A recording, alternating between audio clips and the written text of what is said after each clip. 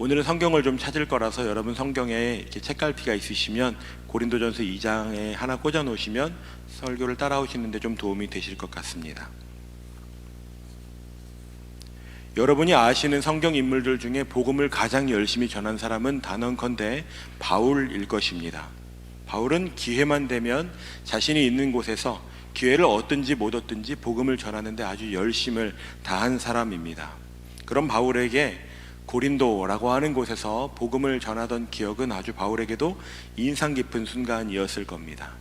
저희가 얼마 전에 고린도에 대한 이야기를 좀 다루었었는데 로마와 에베소 사이의 주요 거점 도시 중에 하나로 그 가운데 많은 사람들, 많은 문화, 특별히 상업적인 거래가 아주 활발하게 일어나는 도시의 배경 속에서 학문도 섞이고 사람들도 섞이고 그 가운데 아주 많은 정보들이 넘쳐나는 곳이 바로 이 고린도라는 지역이었습니다.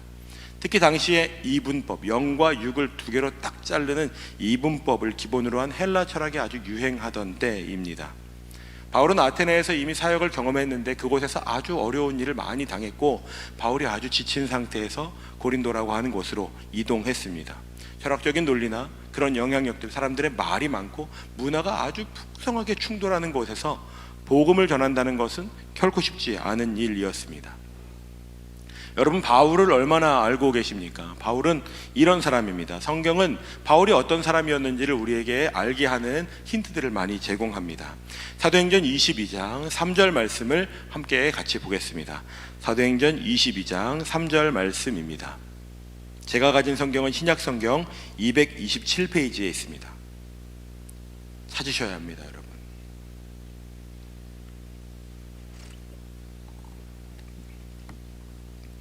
사도행전 22장 3절 말씀을 한 목소리로 크게 보겠습니다. 함께 봅시다. 나는 유대인으로 길리기아 다소에서 났고 이 성에서 자라 가말리엘의 문화에서 우리 조상들의 율법의 엄한 교훈을 받았고 오늘 너희 모든 사람처럼 하나님께 대하여 열심히 있는 자라. 그대로 27절과 28절로 넘겨보십시오. 27절과 28절입니다. 함께 봅시다. 천부장이 와서 바울에게 말하되 내가 로마 시민이냐 내게 말하라. 이르되 그러하다. 천부장이 대답하되 나는 돈을 많이 들여 이 시민권을 얻었노라. 바울이 이르되 나는 나면서부터라 하니. 바울이 어떤 사람이라고 얘기합니까? 나는 유대인이고 가말리엘의 문화에서 율법의 엄한 교훈을 받으면서 자란 사람이라고. 너희처럼 하나님께 나도 열심히 있다고. 천부장이 이렇게 얘기하죠. 나는 돈을 많이 들여서 이 시민권을 샀어. 그러니까 바울이 하는 말이 뭐예요 지금? 나는 태어날 때부터 얻고 있었어. 바울은 이런 사람이었습니다. 당대의 모든 사람이 원하는 스펙이라고 할 수 있죠. 스펙 중에 엄청난 스펙이 있다면 혈통입니다. 그건 살 수가 없는 것입니다. 바울은 지금 그런 자신의 출신 성분을 분명하게 말하고 있습니다. 한 군데 더 찾아볼까요? 빌립보서입니다. 빌립보서 3장 5절과 6절을 봅시다. 제가 가진 성경으로 신약 성경 321페이지입니다. 빌립보서 3장 5절과 6절입니다. 함께 보겠습니다. 시작.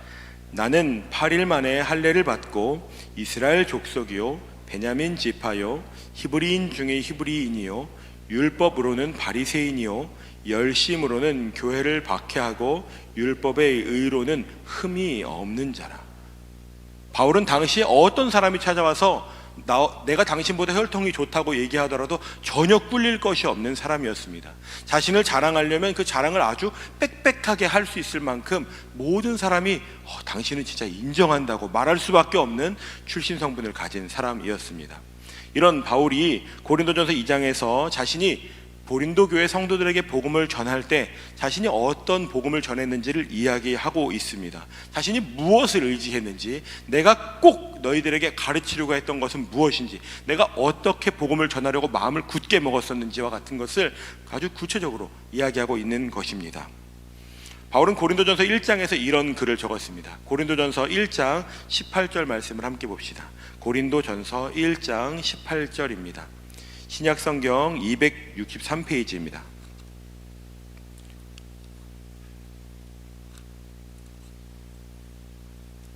함께 보겠습니다. 시작. 십자가의 도가 멸망하는 자들에게는 미련한 것이요 구원을 받는 우리에게는 하나님의 능력이라.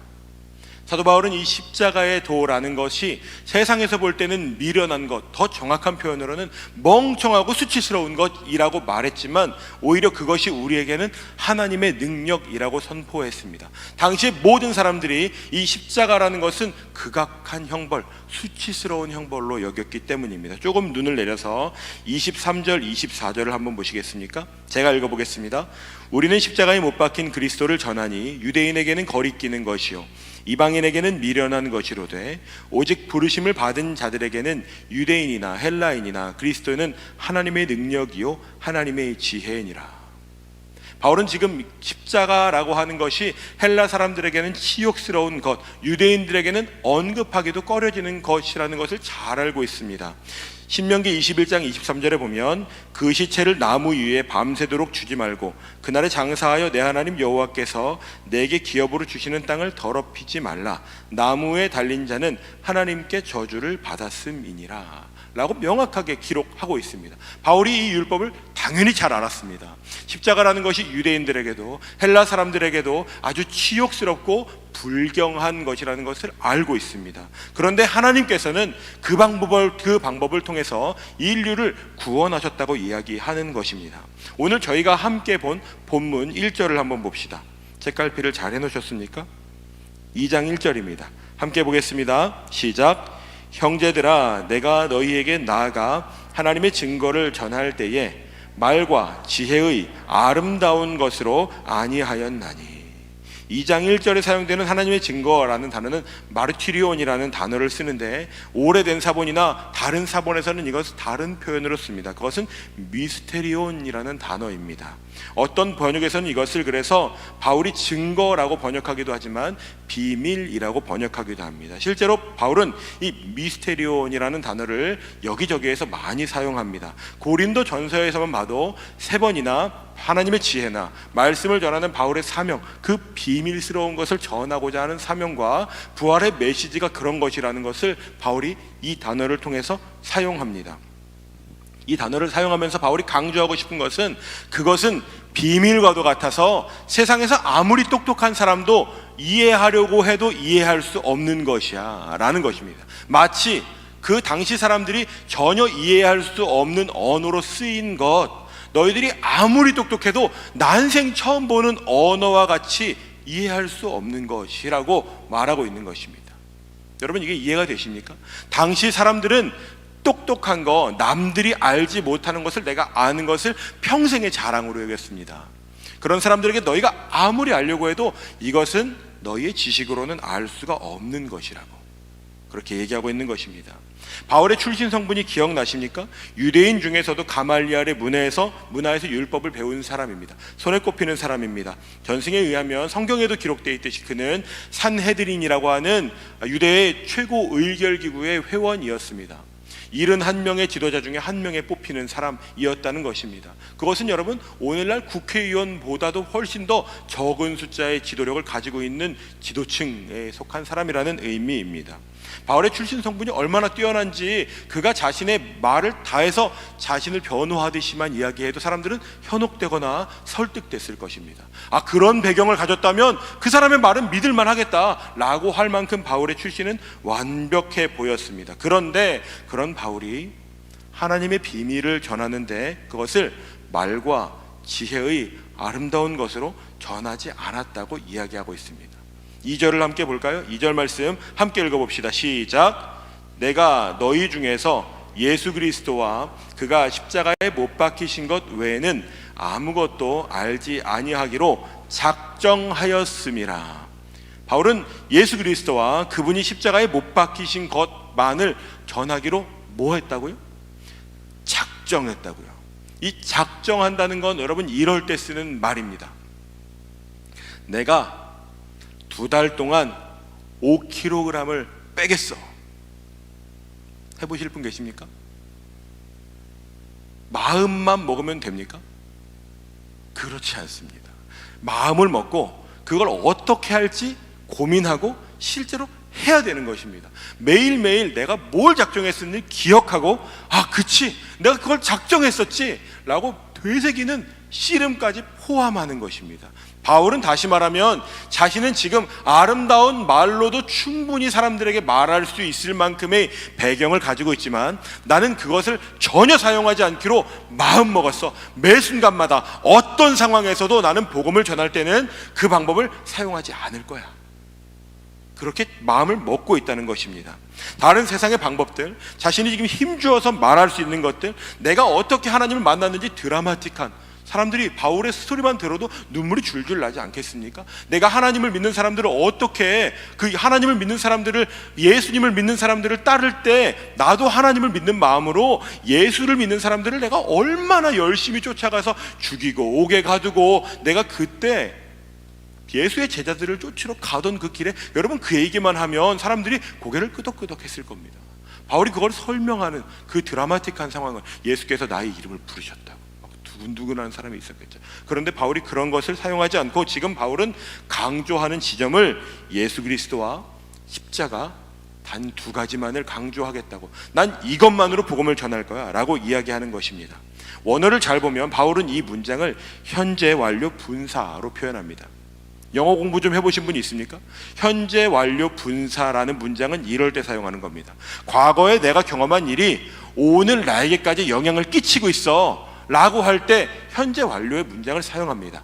현재 완료 분사, 예수님을 만났을 때부터 지금 그 있었던 일, 내가 복음을 전하기까지 있었던 그 일이, 예수께서 나를 만나주셨던 그 일이 오늘 나에게까지 영향을 끼치고 있어서 나는 그것만을 전할 거야. 당시에 고린도는 여러분 철학적 개념이 막 충돌하고 새로운 것, 무언가 못 들어본 곳이 있다면 사람들이 막 달려가던 곳입니다. 그곳에는 여러분 스타 강사가 있었습니다. 얼굴도 잘생기고 옷도 막 휘황찬란하게 입고 심지어 목소리도 좋아. 그 사람이 나와서 몇 마디 말을 하면 사람들이 막 두근두근 하는 거예요. 심지어 어떤 사람들은 여러분 그 스타 강사 앞에 돈을 많이 내면 많이 낼수록 내가 이 지식의 소유권을 가졌다, 내가 이 지식을 이만큼의 값어치를 가지고 가질 만큼 나에게는 지적 목마름이 있어라는 걸 드러내는 것을 자랑으로 여기던 사람들도 있었습니다. 그런 곳에서 사람들은 그 사람의 강연을 듣기 위해서 줄을 서고 재정을 내고 고개를 끄덕끄덕, 팬클럽이 있었죠. 그런 사람들이 많이 있었는데 바울은 지금 그런 사람들의 길과 정반대의 길을 서겠다고 이야기하는 것입니다. 바울이 그럴 만한 자격이나 그럴 만한 신분이나 그럴 만한 지식이 없어서가 아닙니다.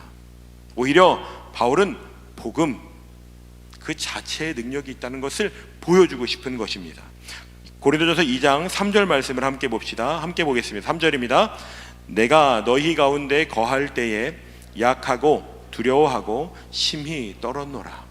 바울은 지금 고린도 교회 성도들과 함께 거할 때 자신이 얼마나 약하고 두려워하고 심히 떨었다고, 그냥 이렇게 떠는 게 아니고 심히, 한번 해보실래요? 심히 떠는 거. 시작.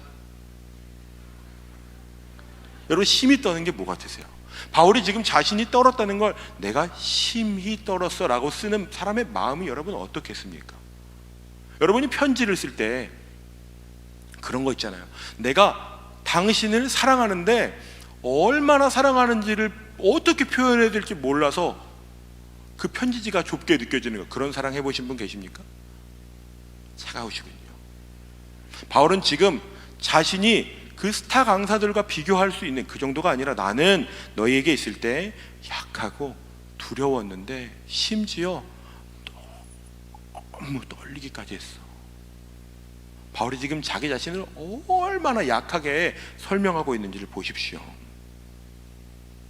그것이 바울이 육체의 가시라고 말하는 육체적인 연약함이었을지 아니면 고린도서에 기록된 것처럼 자신이 말하는 것이 조금 편치 않았던 것인지는 알 수 없지만 바울이 분명하게 얘기하는 것은 우리가 생각하는 바울의 모습보다 바울이 자기 자신을 훨씬 연약한 존재로 설명하고 있다는 것입니다.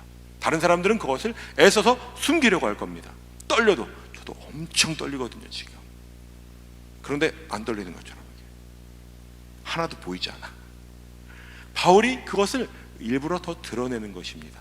나는 지금 너희와 함께하고 있을 때 이렇게 연약하고 떨리고 아주 힘든 상태에 있었어. 그런데 그 상황에서도 바울이 연약함에도 불구하고 내가 이런 걸 전하려고 내가 애썼다니까. 그것이 바로 오늘 본문 4절과 5절입니다. 함께 4절과 5절을 큰 목소리로 보겠습니다. 시작. 내 말과 내 전도함이 설득력 있는 지혜의 말로 하지 아니하고 다만 성령의 나타나심과 능력으로 하여 너희 믿음이 사람의 지혜에 있지 아니하고 다만 하나님의 능력에 있게 하려 하였노라. 뉘앙스가 느껴지십니까? 바울은 지금 내가 너희와 함께하고 있을 때 얼마나 내가 힘들고 연약하고 복음을 전할 수 있는 그런 상태가 아니었는데, 오히려 나는 그래서 설득력 있는 지혜의 말이 아니라 성령의 나타나심과 능력을 힘입어서 할 수 있었어. 내가 복음을 전할 만큼 충만한 상태여가지고 내가 복음을 막 전한 것 같이 느껴졌니? 아니었어. 내가 얼마나 떨리고 얼마나 두렵고 얼마나 내가 힘든 상태에서 복음을 전했는데, 그때 내가 전한 복음의 무기는 뭐였냐면 성령의 나타나심과 성령의 능력으로 복음을 전했던 거야 라고 말하는 것입니다. 세상의 관점에서는 미련해 보이는 이야기, 나는 약해요, 너무너무 약해, 십자가도 사람들이 볼 때는 실패한 것, 그런데 하나님은 그것으로 말미암아 너희를 구원하셨어 라고 하는 이야기를 바울은 성령의 능력으로 했다고 하는 것입니다. 다시 말해, 아무리 봐도 상식적으로 먹히지 않을 것 같은 이야기를 바울은 성령의 능력으로 전할 때 너희가 그것을 믿게 되었다고 이야기하고 싶은 것이죠. 6절과 7절을 눈으로 한번 보십시오. 바울은 자신이 전한 지혜가 이 세상과 세상의 통치자들이 가지고 있는 지혜가 아니라고 말합니다. 오히려 하나님께서 아주 비밀스럽게 고이 쌓아두었던 것을 성령의 나타나심과 능력으로 전하게 하시는 것이라고 말하는 거죠. 예수 그리스도의 십자가 복음은 이전에 사람들이 아무리 알려고, 아무리 진리를 찾으려고, 아무리 철학의 끝에서 내가 깨달음이라는 것을 얻으려고 목말라 했어도 그 누구도 얻을 수 없었던 것인데, 하나님께서는 이 지혜를 하나님을 믿는 자들에게 부어주시는 것이라고 강조하고 있는 것입니다. 세상 사람들이 그렇게 얻으려고 했던 절대적인 선함, 깨달음, 이해, 세상의 모든 이치를 통달할 수 있는 그런 지식을 얻으려는 사람들이 절대로 얻을 수 없는 이 감추어둔 비밀과 같은 지식을 하나님께서 하나님을 믿는 사람들에게 선물로 주시는 것, 그 선물을 주시는 분이 바로 누구시냐면 바울이 아니라 성령 하나님이시라고 말하고 있는 것입니다. 고린도전서 2장 10절입니다. 오늘 저희가 함께 본 본문 마지막 절인데요, 한번 우리 같이 읽어볼까요? 2장 10절입니다. 시작. 오직 하나님이 성령으로 이것을 우리에게 보이셨으니 성령은 모든 것 곧 하나님의 깊은 것까지도 통달하시느니라. 그 어떤 사람도 수고나 노력으로 지식으로 얻을 수 없는 것을 성령 하나님께서 깨닫게 하신다고 말하는 것입니다. 사랑하는 여러분, 여러분 예수님을 어떻게 믿게 되셨습니까? 예수님이 나의 구주와 주인이 되셨다고, 내 모든 죄를 다 사하시고 죽음에서 부활하신 놀라운 사건, 제가 지난주에 몇 분을 만났는데, 예수를 믿는다는 것은 나의 과거와 현재와 미래의 죄를 모두 다 사하신 것이라고 얘기했더니 저를 만나는 사람들이 눈이 동그래졌습니다. 여러분, 예수를 믿는다는 것은 내가 옛날에 지었던 죄만 해결하시는 것이 아닙니다. 하나님께서 내 모든 시점에 있는 죄악들을 내가 예수를 믿겠습니다라고 하는 결단 속에 우리의 모든 죄를 한 번에 해결하시는 것입니다. 하나님의 은혜는 그런 것입니다. 여러분, 그게 이해가 되십니까? 그게 이해가 되시는 분이 계셔요?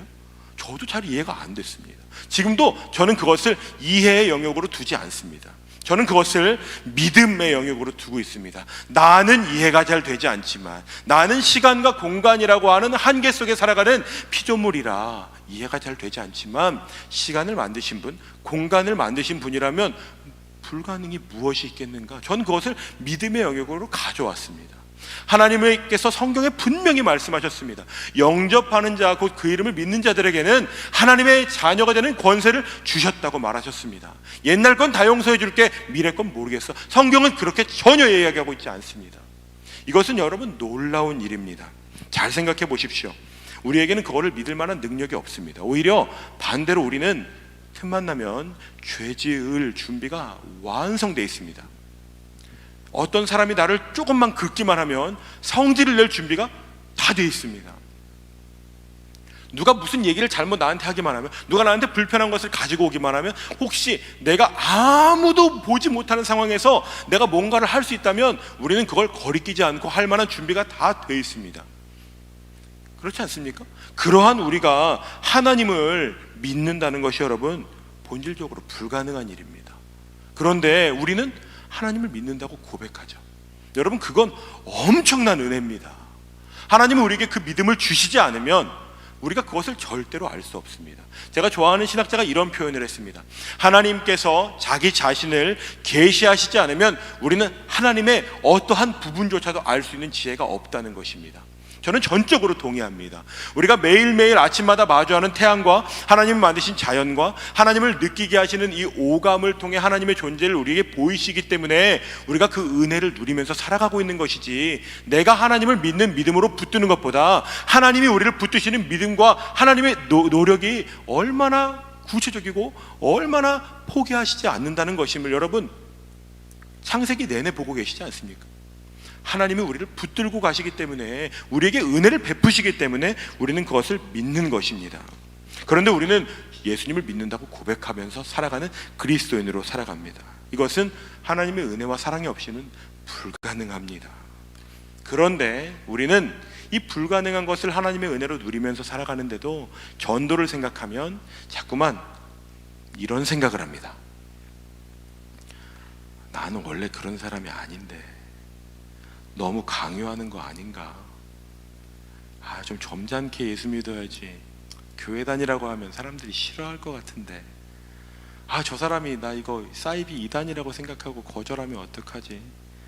내가 복음을 좀 잘 전해야 될 것 같은데 잘 몰라가지고 기왕 잘 전할 거 좀 더 잘 알고 전하면 좋겠다. 그런 마음, 굉장히 기술적이고 내가 예측 가능한 것을 가지고 전도를 바라봅니다. 하나님은 우리에게 어떤 기술을 요구하신 적이 없습니다. 너는 나를 믿기만 하면 내가 너에게 그 은혜를 부어줄 거야. 나를 믿기만 하면 난 너를 의롭다고 여길 거야. 여러분, 이 놀라운 은혜가 우리에게 주어졌는데 우리는 자꾸만 내가 이해할 수 있는 수준으로 전도하려고 합니다. 그래서 첫 발을 띄는 것이 두렵습니다. 설득력을 가지려고 하고 논리를 가지고 싶고 그 사람이 완벽하게 이해할 수 있는 상황을 기다리고 싶습니다. 여러분, 그런 완벽한 상황은 오지 않습니다. 우리가 복음을 완벽하게 설명할 수 있었다면 세상은 아마 이미 충분히 아름다웠을 겁니다. 여러분, 그러한 시도와 도전이 얼마나 우리가 가지는 교만인지 모릅니다. 바울은 이렇게 외치는 것입니다. 방법은 그게 아니야. 사람들이 묻겠죠. 비법이 뭐죠? 선생님, 어떻게 복음을 전하시죠? 당신은 어떻게 이 복음을 전하나요? 나는 예수 그리스도와 십자가만을 성령의 능력을 가지고 전해. 난 다른 것을 사용하지 않기로 결정했어. 나는 오로지 그것만을 가지고 그것만을 의지하면서 복음을 전할 거야. 저희가 오늘 읽지 않았지만 11절과 12절을 함께 봅시다. 고린도전서 2장 11절과 12절입니다. 함께 봅시다. 시작. 사람의 일을 사람의 속에 있는 영 외에 누가 알리요? 이와 같이 하나님의 일도 하나님의 영 외에는 아무도 알지 못하느니라. 우리가 세상의 영을 받지 아니하고 오직 하나님으로부터 온 영을 받았으니 우리로 하여금 하나님께서 우리에게 은혜로 주신 것을 알게 하려 하심이라. 그렇기 때문에 우리가 의지할 것은 오직 성령의 나타나심과 도우심과 그분의 능력인 것입니다. 여러분의 어떠함을 의지하게 되는 순간 그것은 우리의 의로움이 됩니다. 내가 10명에게 복음을 전했는데 10명이 결신됐어. 나는 복음의 이 전도에 달란트가 있는 사람인가? 우리가 만약에 그 기술을 가지고 복음을 전했다면 우리는 우리의 자신을 가지고 자랑하게 될 것입니다. 고린도전서 2장 16절입니다. 누가 주의 마음을 알아서 주를 가르치겠느냐? 그러나 우리가 그리스도의 마음을 가졌느니라. 그 누구도 주님의 마음을 알아서 주님의 마음이 뭔지를 주님께 이야기할 만한 지혜가 없습니다. 바울이 지금 강조하는 것은 우리가 그리스도의 마음을 가져야 한다는 것입니다. 그리스도 예수께서 우리에게 말씀하신 것은 너희는 나를 믿기만 해 라고 하는 아주 간단하고 명료한 것입니다. 그러므로 우리가 전할 것은 그리스도 예수와 십자가 그 복음을 믿겠냐는 도전입니다. 내 어떠한 언변이나 내가 어떤 기가 막힌 설득력을 가지고 그 사람에게 도전하는 것이 아닙니다. 사랑하는 여러분, 여러분은 어떤 마음으로 복음을 들고 나아가시겠습니까? 바울은 만나는 누구에게나 거하는 장소가 어디든 감옥에 갇히면 감옥에 갇힌 대로, 가택연금을 하면 가택연금을 한 대로 걸어가다가는 걸어가는 동안도 복음을 전했던 사람입니다. 그는 글솜씨를 뽐낼 수도 있고 자기 자신의 출신을 자랑할 수도 있었지만 계속해서 말씀을 드리는 것처럼 하나님을 믿는 믿음, 그 단순한 진리를 전하는 삶을 살았습니다. 성령의 나타나심과 능력으로 말미암아 복음을 전했더니 어떠한 일이 벌어졌는지를 직접 보여주었습니다. 에베소서 말씀을 한번 읽어보고 싶습니다. 에베소서 2장 8절과 9절입니다. 제가 가진 성경으로는 신약성경 311쪽입니다. 에베소서 2장 8절과 9절입니다.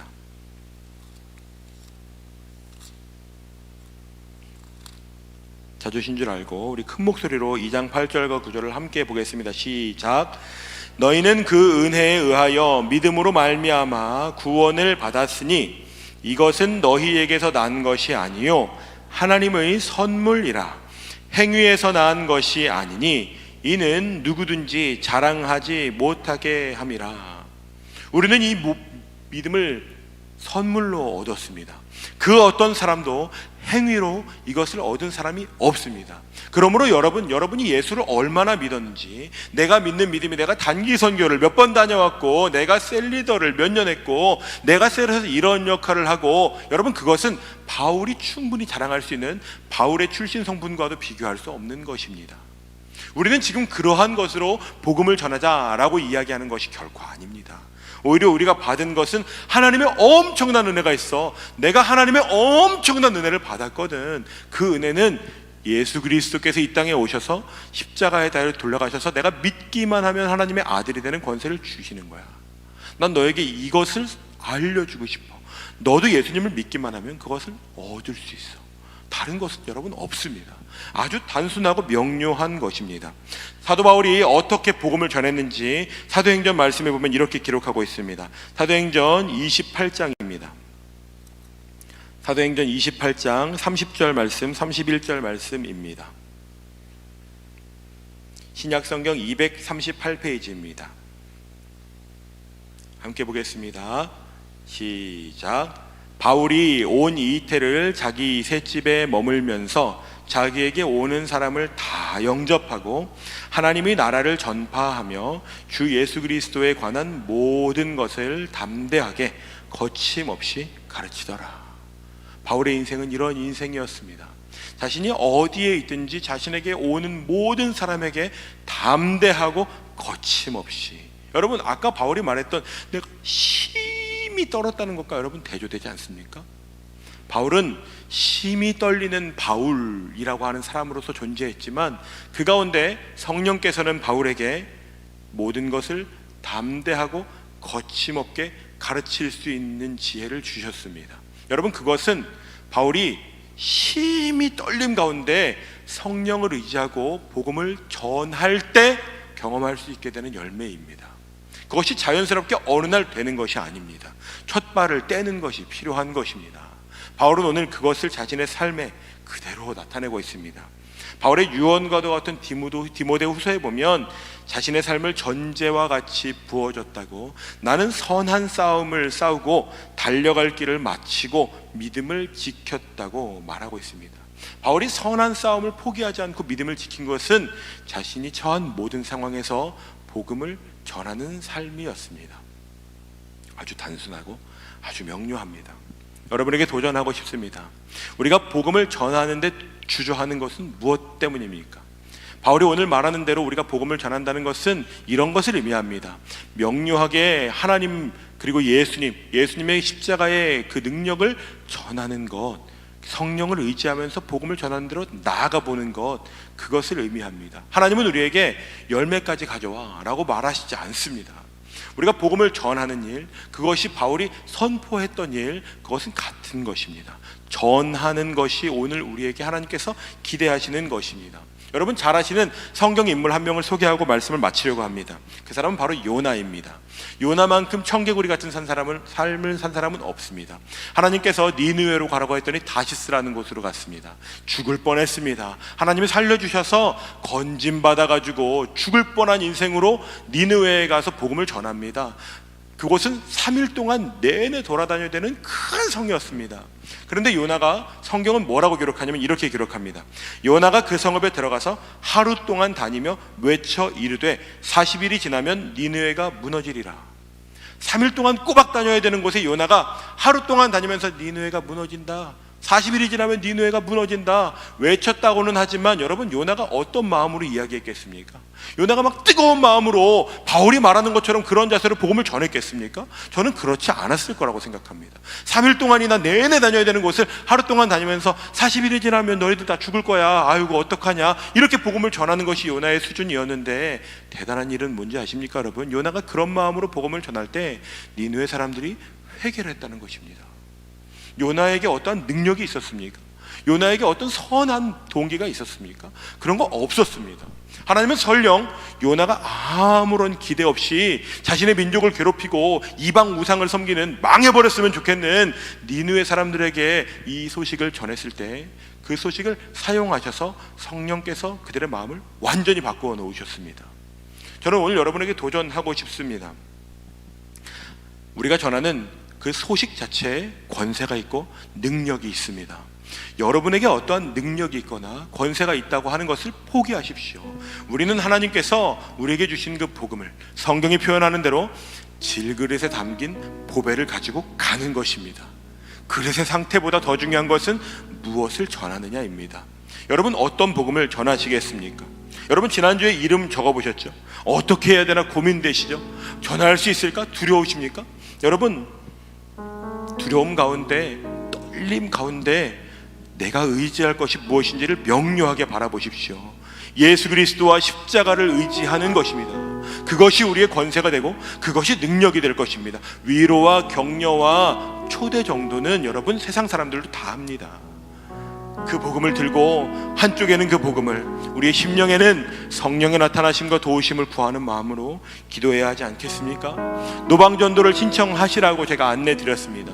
노방전도 쉽지 않습니다. 요즘 어렵습니다. 그런데 복음이 필요한 사람들은 밖에 널리고 널렸습니다.